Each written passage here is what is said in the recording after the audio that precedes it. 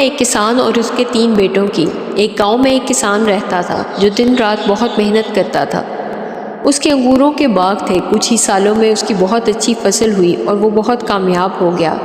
اس کے 3 بیٹے تھے جو جوان اور ہٹے کٹے تھے، لیکن کوئی کام نہیں کرتے تھے۔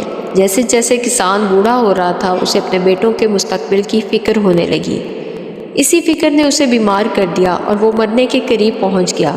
اس نے اپنے 3 بیٹوں کو بلایا اور کہا، پیارے بیٹوں، میں مرنے والا ہوں۔ اس سے پہلے کہ میں اس دنیا سے چلا جاؤں، میں تم لوگوں کو ایک راز بتانا چاہتا ہوں۔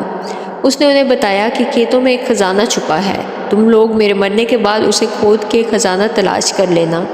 بوڑھا کسان مر گیا، اس کے بیٹوں نے اس کو دفن کیا اور وہ تینوں کھیتوں میں خزانہ ڈھونڈنے چلے گئے۔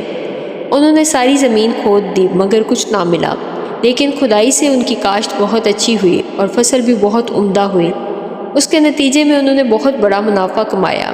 اس کمائی سے بیٹوں کو اندازہ ہوا کہ ان کے باپ کے کہنے کا اصل مطلب کیا تھا۔ اس کہانی سے ہمیں یہ سبق ملتا ہے کہ کوئی بھی خواب جادو سے پورا نہیں ہوتا، اس کے لیے محنت اور عزم کی ضرورت ہوتی ہے۔